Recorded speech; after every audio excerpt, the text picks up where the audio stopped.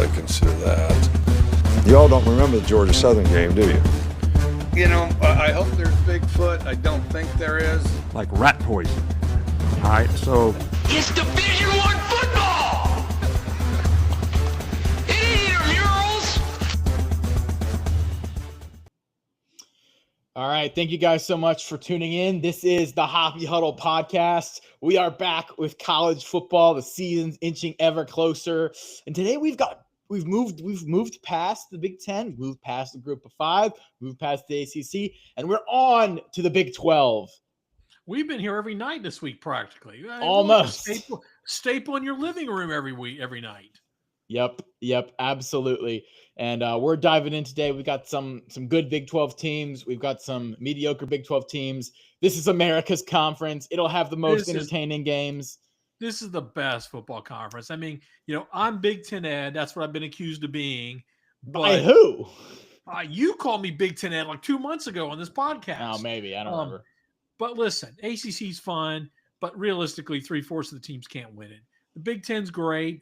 Maybe the best top at the top, they may be the best conference, but 3/4 of the teams can't win it. The SEC, I mean, really, a lot of those teams can't win it. There are half the teams in this conference that legitimately can win this conference, and every game in this conference is competitive. This is the best conference to watch football on Saturdays. If you had a friend that came over from France or Spain and you want to introduce them to football, you would sit down and watch. Yeah, real football. You would let them watch the Big 12 on a Saturday in mid-October. Yeah, I think it's pretty much a staple at this point that you should have one of your TVs just tune into any Big 12 game, because at any given moment, because you know something crazy is going to happen. Full disclosure, I am a Baylor alum, so I'm going to be a little biased on this, but I feel like that's okay. I've got my Baylor shirt. I've got my McLean Stadium. I got my Baylor cup right here. I've got my Baylor flag. We are Sick'em Bears all day, all the time. But I do love the Big 12 as a Big 12 alum, and there's so many interesting storylines in this conference. There's so many ways things can go. So many teams have playoff hopes in this conference, and you know, a lot of them are not going to get there, and it's going to be interesting to see what happens. This is also the conference with the best, the best returning QBs. I think they have the best quarterbacks, period. Yeah. I mean, go look at the SEC or the Big Ten, and yeah, we've got a few returning veterans, but most of those teams, we got a lot of brand new people playing quarterback. Here, we've got veterans quarterbacks littered across this conference, and good quarterbacks, and not like bad veteran, like they transferred, 3 times. Yeah, these are guys that they paid up to keep. Yeah, so this conference is going to be outstanding this year. When you get good quarterback play, you should get good quality. You should have good quality play all overall. It should lift everybody up. So I think this is going to be a great year for the Big 12. Now, unfortunately, I think they're going to beat each other up, which may mean they may only get one playoff spot unless somebody really shines. We'll see. But unfortunately, I think there's so many good teams. It's going to be hard for someone to really run a couple teams to go 11-1 or 10-2. I'm a little lower on the bottom of the Big 12 than I have a feeling you're going to be. Maybe. I think there's some bad teams in this conference as well. But we'll see. We'll get into it. Let's get into it. All right. First up, I think we should talk about who do you want to talk about first? Well, let's talk about one of the favorites according to Vegas, and we kind of go to Vegas, and that's kind of how we kind of roll here. Let's talk about Kansas State. Yep. They're clearly one of the favorites in the conference. They're going to open up in week 0 with Farmageddon. That's their annual rivalry game with Iowa State. Yep. And Iowa State's also one of the co-favorites in this conference. We will talk about them a little later in this podcast. So there's 4 co-favorites, by the way. What's that? There's 4 co-favorites, depending on the book you use. It's kind of hard. Yeah, exactly. Yeah, co-favorite is a loose term. Which I'm fine. I mean, I don't love them playing that game in Ireland. It's kind of cool to some aspect. I don't love having a game of this magnitude this early in the season in week 0 because this game could decide who's going to the playoff. I mean, in week 0. I mean, this is a very important game. You think about Kansas State. First of all, Con Klieman has this program rolling. They're just solid every year. Avery Johnson, the upside with him is tremendous. Great runner. Yep. I worry a little bit about. Kansas State is going to be great this year if they can figure out if he can throw the ball better. If they can figure out how to incorporate a little bit more of the passing game. To me, that's where they lack a little bit. I think his passing yards. You look at the running game. This is one of the best rushing offenses in the country last year. Explosive rushes, they were number 1 in the country. Yards per carry, they were number 2. They can clearly run the ball. They got Dylan Edwards, Joe Jackson, others, plenty of people. They have to transfer. Irvin from Nebraska, but it's the passing game that was really lacking. Touchdown to interception ratio was pretty low in the country. Passing offense, they were 85th. Yeah. That's the difference between Kansas State just being 7-5, 8-4, and just kind of competing, or them being 11-1 elite and maybe even competing at a national level. Yeah, I think they're pretty solid on defense as well. They got Austin Romaine, not the lettuce at linebacker, who's really solid. Do they have a corner named Iceberg? No, I'm just kidding. No, yeah, they've got a corner named Iceberg, and they got an edge named Wedge. That'd be cool. Yeah, that would be funny. No, but I'm actually extremely high on Kansas State this year. I think they are one of the best teams in the Big 12, as the odds have shown. I think, like you said, the weakness is kind of the passing game. It's kind of not clear how much of that is the receivers couldn't get open versus Avery Johnson's inconsistencies in the passing game. He's not the most dart accurate pocket guy. He's done some really creative stuff when he gets out of the pocket and moving around and can work backs off the receivers with his legs. I think, but it also is they don't really have strong guys at receiver position. Their best receiver is I can't even remember. Was it a transfer from? Is it Fitzpatrick? No. He's the tackle. They got a transfer from some Group of 5 school that I can't remember. But is it Spivey? No. I don't know. Anyway, I like Kansas State a lot. I think they're strong in the lines of scrimmage. They got a solid defense. JC Brown. Yeah. I really like their rushing attack. They're very solid. Like you said, and my thing with Kansas State is that, can Avery Johnson make another leap? Because if he can, I think they're a shoo-in for the Big 12 title. If he can't, they'll probably cap out at 8 or 9 wins like they did last year. I think Avery Johnson will make the improvement, and so my Kansas State is my pick to be one of the teams that makes the Big 12 title game for sure. Yeah, Dave. I think you got 2 games really early in the year. I think they're going to decide this. Iowa State, obviously, on a neutral field, which anything can happen. And I think the road trip to Baylor is going to be another difficult one. But when you go beyond that, after the Baylor game, the rest of the matchups kind of favor them in locations. At Utah, that can be a tough place to play, but we just don't know what Utah is going to be this year. They get Texas Tech at home. They get TCU at home. So they get some of the tougher teams at home. They go to Oklahoma State. They go to Arizona. They get Colorado. That Arizona, that's not a non-conference game, isn't it? Is that a I forget which one. I believe that at Arizona is a non-conference game from a previous home and home, if I'm correct. Okay. So maybe that didn't because look, I think they played 10 Big 12 teams. 1, 2, 3, 4, 5, 6, 7, 8, 9, 10. Yeah. So the Arizona is the non-conference. Again, I don't think there's a lot of teams in the groups we're going to talk about. Nobody has a super easy schedule in the Big 12. I think theirs is a little bit more favorable as far as the home and away splits, which I think does play into theirs. Getting Colorado and Texas Tech and TC at home is going to be a plus. I think that's why I circle October 4th, the Baylor matchup. That could be a game that really decides both the fate of those 2 teams. Yeah, especially also the at Utah. I think a lot of people have Utah as being pretty competitive for the Big 12 title as well. That could also be a key in determining. Could be. So, yeah. All right. Next up, Let's go with who do we have? We're going to Utah. Yes, I believe so. Wait. All right. I think you and I are going to differ on Utah. All right. Tell us about Utah. Yeah, this is Utah, right? So Yeah. I'm high on Utah as well. And I don't have them making the Big 12 title game, but I have them at around 9 wins.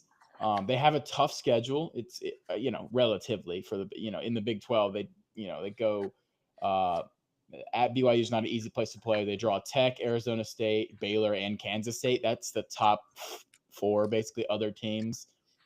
Depending on who you ask.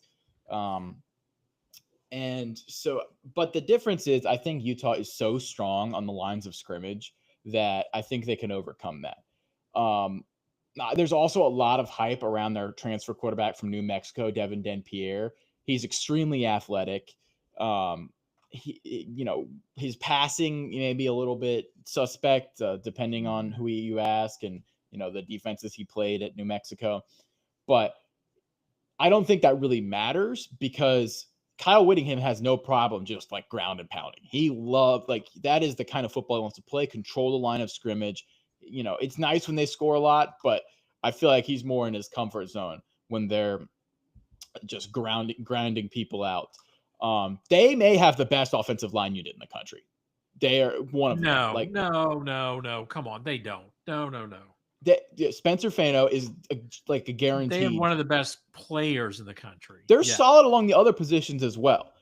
I'd say they're at least top 10. At least. Maybe. Only because they've got Spencer. I think he's they've got 2 other guys that are getting NFL draft hype as well. Okay. Well. Yeah. I think, for all the hype, they rushed, they were 98th in the country in rushing last year. So, well, I think some of that you can put on them just not having a quarterback that the defenses respect at all. And so defense is just loading the box. So that contributes to some of that. I think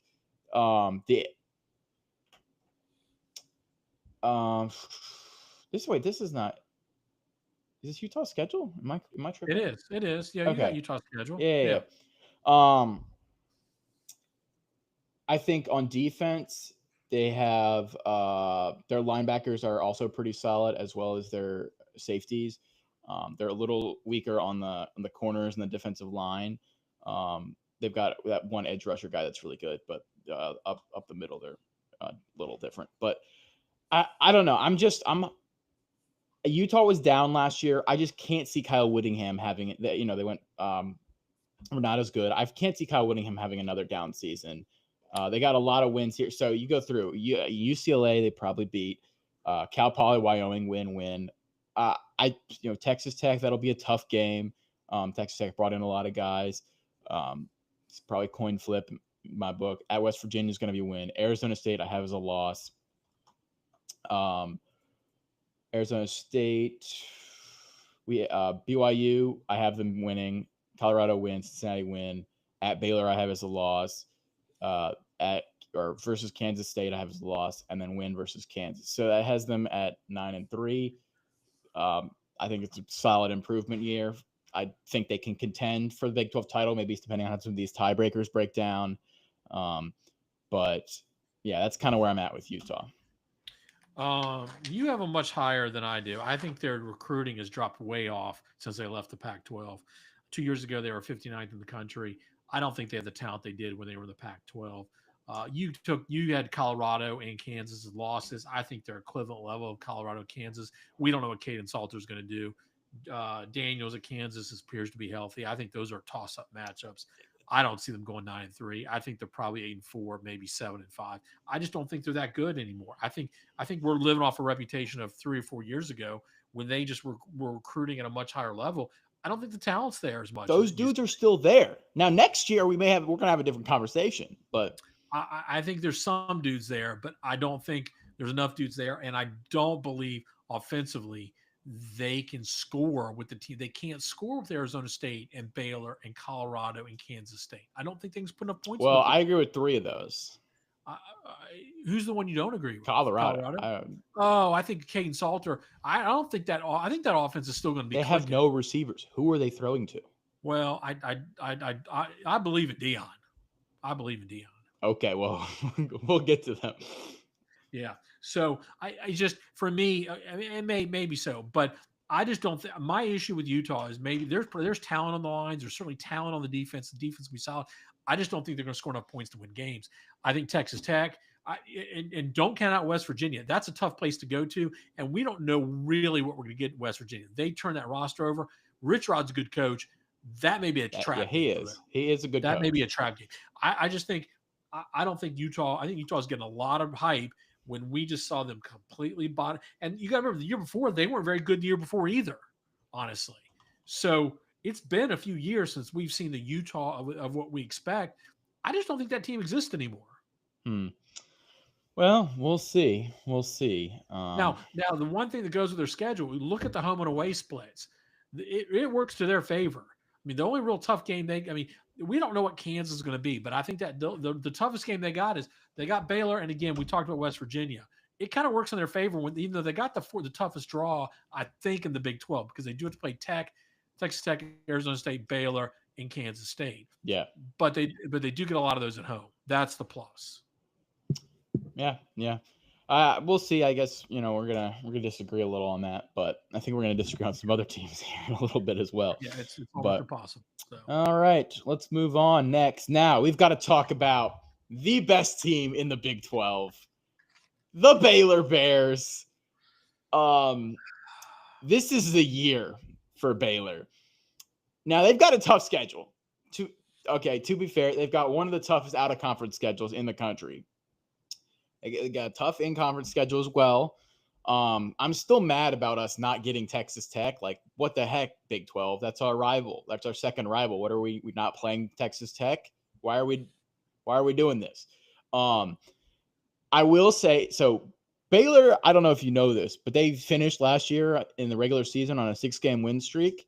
Sawyer Robertson has the highest QBR of any returning quarterback in the country. He's been exceptional. So once he took over the starting job, he was elite, right? Baylor, they bring back their top 2 wide receivers. Josh Cameron, Ashton Hawkins got his waiver from the NCAA. They won that case, so Ashton Hawkins is back. They return dudes on the line of scrimmage. They've got all conference guard. Bryson Washington was rushed for 1,000 yards last season. He was fantastic. He's back. He's a freshman, so now he's a sophomore. Baylor's offense is going to be the best offense of the Big 12. I'm calling it right now. They're going to be fantastic. I don't know who in the Big 12 can stop them. The question for Baylor is going to be the secondary, because they're solid up front. They've got great linebackers. Keaton Thomas is fantastic. They've got great big dudes. They are the heaviest defensive line in the Big 12. They've got multiple. They have multiple 320+ pound nose tackles that they plan to rotate in and out. They've got good guys coming off the edge. So up front, I'm not concerned about Baylor. The secondary is the issue. They brought in a couple of transfers. Who know they're from lower, like who knows how those are going to turn out. So that I feel like we'll get a good feel for Baylor's secondary based on the first 2 games that they play, Auburn and SMU, both teams that like to air it out.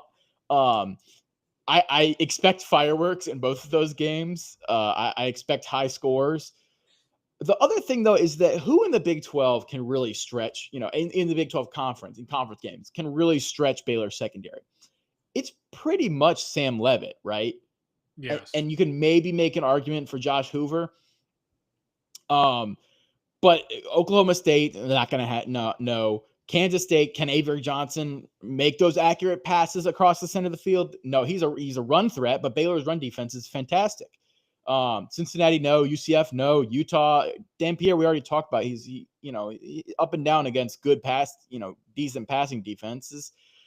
Arizona, no. Houston, their quarterback is it was that Texas Tech, and who he transferred. Who is it? No, I forget.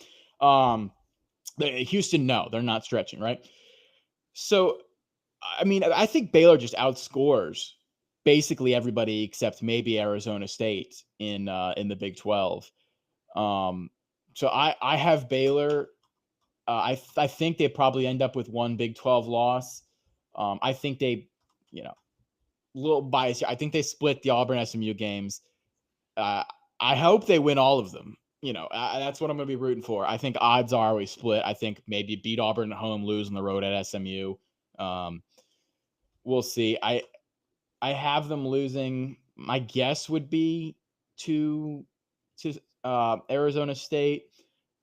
I could also see at losing at TCU, but I think that the Baylor. I think they got a worse go 9-3, 10-2. Even with this tough schedule, I think their offense is too good, and I think Baylor.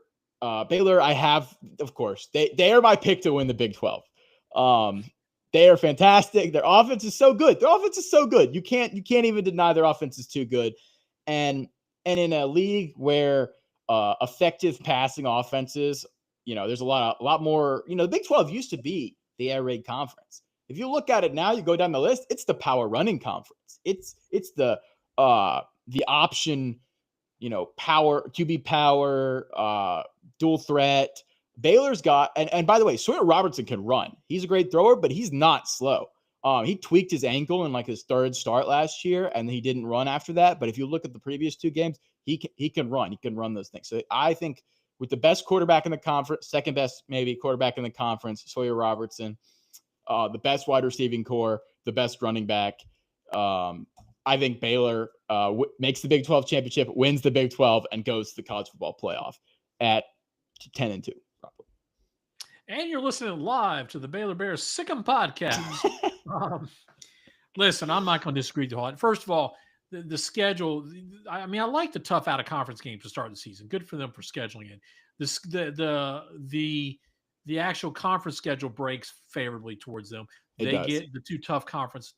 They don't get Texas Tech. I know it's a rival. They don't get them. But they get Arizona State and Kansas State at home. The rest of the games, yes, they got to go TCU, but that's a rivalry game. That won't be, that's not difficult. It's an hour and a half north. I mean, it's not the end of the world. Once they get past that schedule eases up significantly for the rest of the year. Yeah. I mean, they get all the bottom dwellers in the conference. So the schedule aligned perfectly. This team peaked at the end of the year. The offense is back. I agree with you. The secondary is the weakness. I don't think there's going to be a problem in the Auburn game because Auburn can't seem to complete passes. I think SMU is the one you need to worry about. This is all the makings. Well. Baylor is one of my picks to be in the Big 12 championship game. I think they're looking at a 9-3, 10-2. I think if this team goes 8-4, I think you kind of think of it as a disappointing season. Yeah, I agree. And I do say, like, there is a scenario, like, they can win every one of these games. There's a scenario where they run the table. Like, that's possible. If they get humming on offense, and let's say their corners are a little better than we think, they could go. They could really get going. Yeah. I would agree. It's just, I mean, you got to be consistent. And again, it's who stays healthy. It's health too. Yeah. All right. Shilling over. We're back to analysis. Jake Bott. I think the other Farmageddon team. The other Farmageddon team. Now, I think we're going to disagree here on Iowa State a little bit because I think Iowa State is going to be okay. I don't think they're going to compete for the Big 12 conference title. Despite an easy schedule and a good draw of teams, I think that the loss at receiver is just going to be too much. You want to talk about talent acquisition at Utah. Iowa State has always been a cyclical program. They cycled up last year. Now, I probably expect them to be mediocre for about 2 years before they cycle up again. Iowa State's they've had their first double-digit win season last year. It's kind of asking a lot for me to think that they're going to repeat close to that, getting the best season in school history, and then losing their top two pass catchers to the NFL. I like Rocco Beck a lot. They're also they don't have the size and speed on defense that even some of the other Big 12 teams have. They're well coached, they're well schemed, but they're not as huge and they're not as fast as a lot of these teams that they're going to be going up against. And that's why I have Iowa State as, a solid and respectable 8-4. Yeah, I don't disagree with you. I don't think this is a team that I would consider a favorite. I think they're just outside my top tier. I think they're certainly ahead of the bottom of the conference. Yes, definitely. And I think their schedules, again, when you draw Arizona and you draw Cincinnati, you draw Oklahoma State, they're going to get some wins. BYU maybe, especially with Retzlaff gone, but they're not going to. I don't think they're going to compete for the title this year. It's just not going to happen. So yeah. All right. Who else do we have? By the way, we're talking about how good the quarterbacks are in this conference.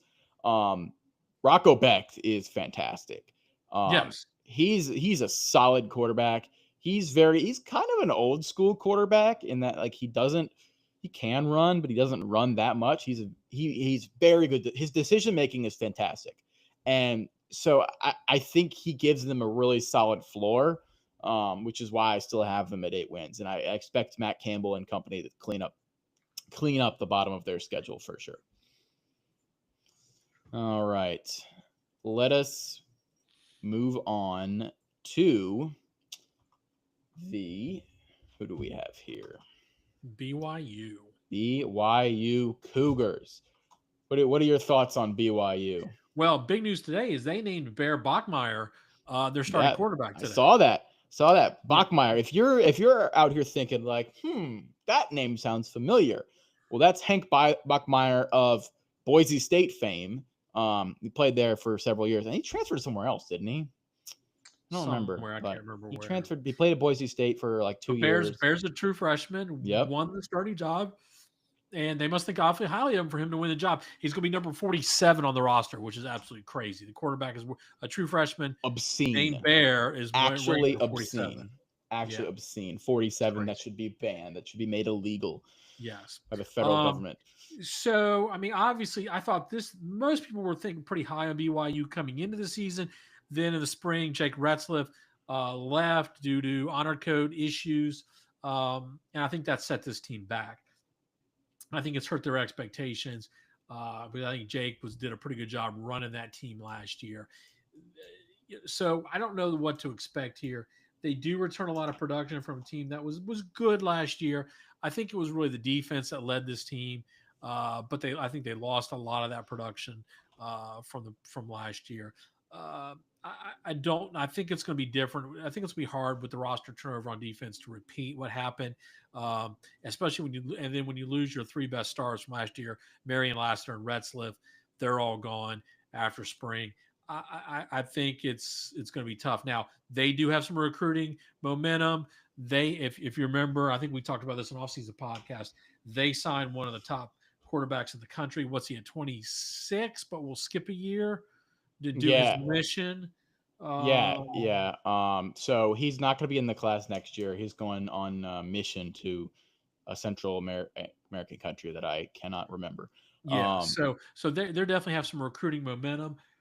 So I just think they may take a step back this year. Again, they're not going to be at Cincinnati or Arizona level or UCF level. So they're going to win a few games, but I feel like they're more like a 6 or 7 win team than a 9 or 10 win team. I have them at 7-5.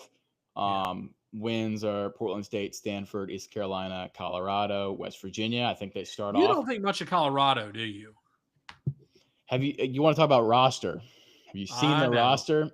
It's a quarterback and an offensive tackle and nobody else. Okay. All right. Well, no, I don't think much of Colorado. I believe long-term, actually, Dion could get it going, but they were in the mid-60s in recruiting and they didn't even have a good transfer class. It's like, what does that tell you? I believe. I do not believe. But we'll get to Colorado. But you didn't believe in Colorado last preseason either, and I told you. Yes. But the difference is Colorado last season had a top NFL pick in Travis Hunter playing 2 positions. And They Shador. and Shador, who was, I guess, picked in the NFL draft. Um, Yeah. so yeah, I actually think they start off 5-0, and then I think they lose to Arizona, and then lose to Utah, and then lose to Iowa State, and then lose to Texas Tech, and then lose to TCU. That's a tough stretch. And then I think they finish out with wins over Cincinnati and Central Florida. I think you're sleeping on West Virginia. I think you're sleeping on how good a coach Rich Rod is. I think Rich Rod is a great coach, and I think it will take him a year to rebuild that roster. Yeah. But So. we will get to West Virginia tomorrow as well. All right, next up, who we have? We have Cincinnati. The Cincinnati Bearcats. Scott Satterfield is on the warm seat, I guess, is a way to put it. I think that's fair. Yeah. It's not hot, but it's heating up. Remember, Cincinnati is a proud program in the G5 for many years, even before Fickle was there. So they have expectations there, and he's not really quite lived up to them. He got that fun out of conference game versus Nebraska, which I think will be really, really good. There'll be an interesting gauge of the two teams. Slaughtered. Okay. I think it'll be a good gauge of the two teams, because if Nebraska goes out and kills it, that could signal good things to Nebraska. And if they don't, maybe Cincinnati. Bowling Green Northwestern Seder wins at Kansas. Kansas is interesting. We'll get to them, but I think Cincinnati probably loses that one. Iowa State, they lose. And then I think they kind of split some of these games going down the stretch. I think they lose. They beat Central Florida, Oklahoma State, and Arizona, and lose the rest. So I don't know. Yeah. I like their quarterback. Yeah, I think Sorsby's pretty good. I think there's room for improvement for him. Yeah. I like that Satterfield's built everything around him. I think the defense is decent. They got a lot of production. I think there's room for growth here. I mean, this was a competitive team last year. They did have a lot of close losses. Yeah. Now, I mean, I know you got to win games, but it wasn't like this team was a doormat. I don't think. I think they can push for a bowl bid this year. I think that's probably about it. I think they can. And they're certainly not. Hopefully, I don't see them at the bottom. I think if they end up not making a bowl bid, I think Satterfield will be on the hot seat. My long term issue is I just don't know if there's the resources there for Cincinnati to compete against the new Big 12 with a lot of teams at the top that have deep resources. Yeah, I tend to agree with you there long term.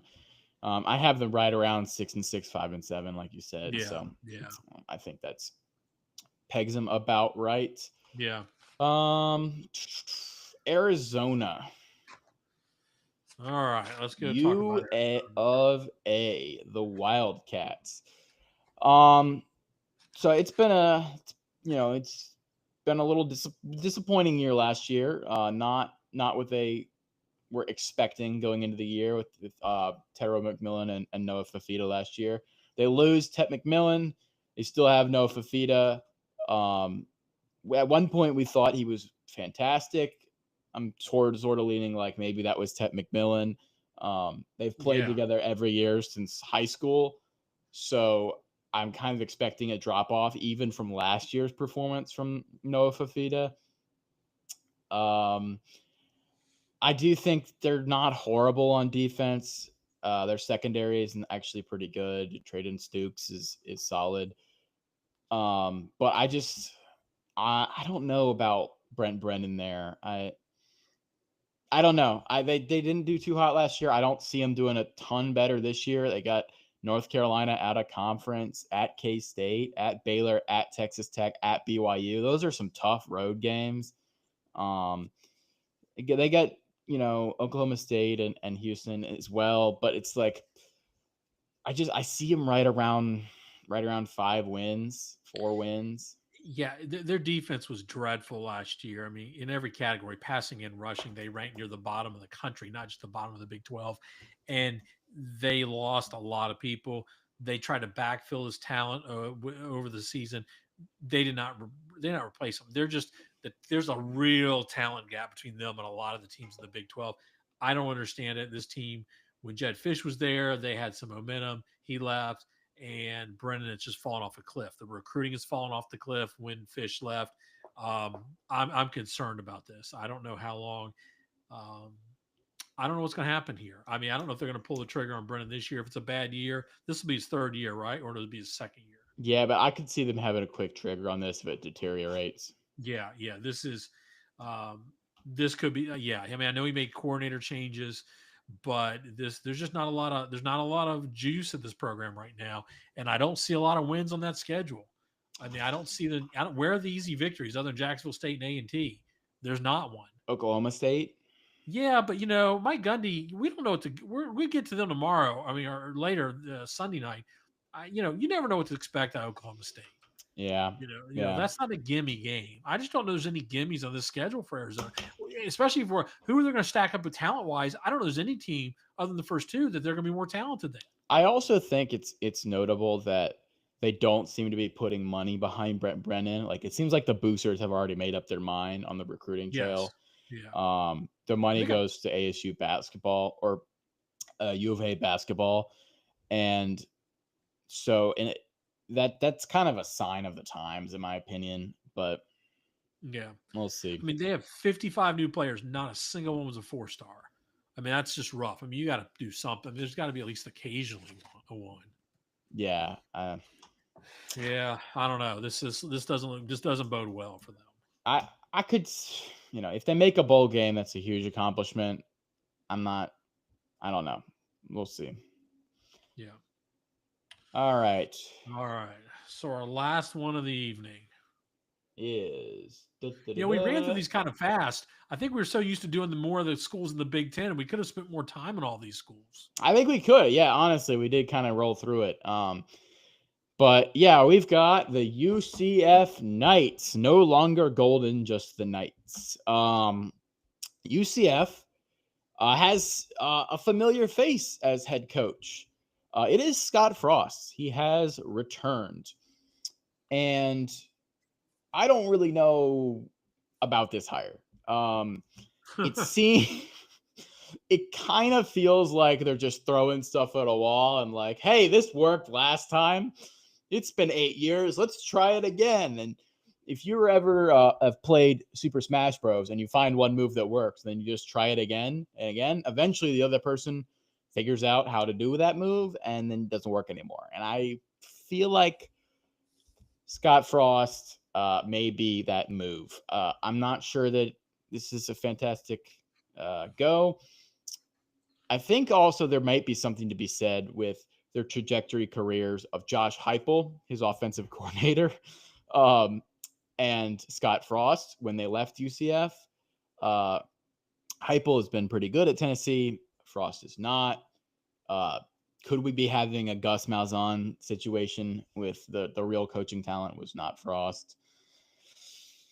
I don't know. Yeah, this feels like when you hit up your ex-girlfriend when you don't have anybody new to date. Yeah, just to see what's going on. That never ends well. No, it doesn't end well. I don't know. Frost, he seems to be pretty happy there, but they're clearly the recruiting fell off. So they've got this is a multi-year kind of rebuild here at UCF. I think they're clearly the expectations are pretty low this year. There's just not a lot of talent. They're going to be struggle to win ball games. I think you got the Indiana transfer. Jackson, I think, will win the starting job. It looks like it's interesting. I know. Did you know Mackenzie Milton is back as the quarterbacks coach? Really? Oh, good for him. Yeah. So he'll be there. They had Alex Grinch as the defensive coordinator. Alex Grinch, of Oklahoma and USC fame, the guy who ran two programs' defenses into the ground. I don't know why that's a good decision. There's not a lot of talent on this. When your program hires Alex Grinch or Ted Roof on defense, that's the red light. Not a good sign. No. There's a lot of work that has to be done here. I think Scott Frost, his failure at Nebraska was they couldn't win the close games. Yeah. Okay. Can he get the talent? Now, UCF to me is a program. There's a lot of talent in the state of Florida. If There's he can potential there. This is not like Cincinnati where there's no resources. Like, No, exactly. There's resources, there's talent, there's alignment. you've just got it. You've got to put them all in a stack and push them in. Like, you've got to organize it and be the CEO and condense everything and get it going. Yes. And And I so- want Scott Frost to see. I actually like Scott Frost. I love those UCF teams when he was the head coach. I was a big, let's get him in the play. They should have been in the play. Like, I was one of those. I was a cheerleader for UCF. So I want them to succeed, but I don't know. It doesn't feel good this year, and I'm not sure that that's the best direction. But I want them to succeed. Yeah, so we're just gonna have to see. They've had a lot of faces that have changed. So I think you got to give them the benefit of the doubt. This is just year one, and they're going to take their lumps. Then that's okay. I mean, they may bite somebody, but yeah, we just don't know. I tend to agree. Well, that's all we kind of got for today. Yeah, I mean, we kind of we're on that pace from the bigger conferences. I know we had to run through so many in the other conferences. We can slow down. I mean, the next time we can spend a little more time talking about Arizona State, Texas Tech, TCU, Kansas. We still got a number of teams to go through. So yeah, we do. We definitely do. And then after that, we'll do a little schedule update. Propaganda machine. Oh, great! The SEC is awesome. I don't want to hear you hating on it. Okay. I like it. I just, I don't want to hear it. Okay. Every conference puts out their propaganda. You just don't like the ones that they do. After the Big 12, finish with the Big 12, we're going to cover the SEC. Then we're going to do overview and playoff predictions, where we'll give our predictions of who we think, what the playoff's going to look like, an overview of who's in and who's out, as the tagline goes. After that, we've got week 1 game previews. We're not really going to do a week 0 preview. We'll work it in there. We'll work it into the episode, but week 0, it's so funny. The old saying, Josh Pate says no fall weddings. I've actually got to go to a wedding next weekend on week 0. Now, you give people credit. They didn't schedule a fall wedding, so they did get it in for week 1. But week 0, you think they'd be paying attention to Farmageddon. Farmageddon in Ireland, so fascinating. I can't wait. Yeah, so Farmageddon's be going on, and I'm going to be sitting at a wedding. Now, I'm happy for this young couple. That's great. But part of me is going to have that little phone out somewhere. We'll try to catch up on some highlights. Yeah. Be like, did Avery Johnson? What is he doing? Yes, exactly. Yes. So I'm not sure how the reception is going to be, but we'll see. So yeah. Well, and then we're going to get into the regular season, and we'll be doing prediction shows. We'll be doing reaction shows. So we'll probably end up with 2 per week. Then we'll get going. It's here. Boy, we got a great week. We're so close. We're so close. We're almost done talking about hypotheticals, and then we can start talking about real games. And we're going to have, after week 1, we are going to have people losing their minds after losses. Oh yeah. And we're going to try and get some guests on the show. So if you want to come on for a reaction show, hit me up. Yeah. So, all right. That sounds good. Twitter DMs are open. All right. Good. It was a little bit of a shorter show. Thank you guys so much for watching. Make sure to like and subscribe. Tune in for the live shows if you missed this one.